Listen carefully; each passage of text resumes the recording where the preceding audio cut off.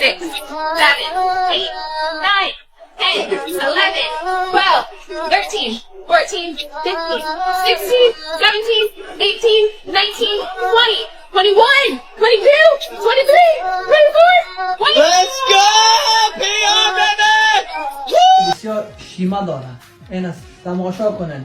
1 2 3 4 5 6 7 8 9 10 11 12 13 14 15 16 17 18 19 20 21 22 23 24 25 26 27 28 29 30 31 32 33 34 35 36 37 38 اینا 38 ثانیه تقریبا. اگر 38 کما که شما شاید فکر کنن که ما کما که سرعت دادم 30 ثانیه هر طفل که هر کس که میتونه 6 ماه 7 ماه 5 ماه 4 ماه بچه ما چالش داده بر تمامتون، به خاطر که فخر میکنم سر بچه افغان هستین و هر افغان قهرمان هسته. اینا ما با هم براتون ما نشان میتم.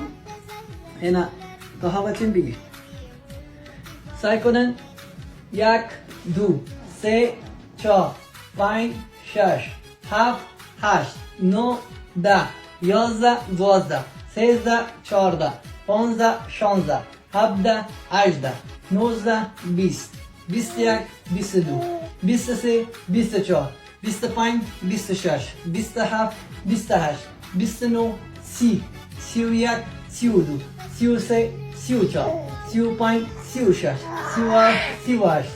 یعنی شما دیدن الحمدلله طفل ما که هسته چیزایی که برش میتم تمامش طبیعی است.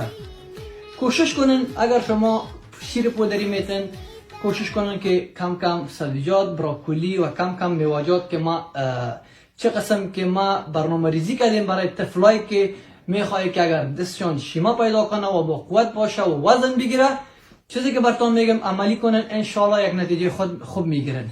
چه قسم که پدرش است و نم قسم بچهش همچنان.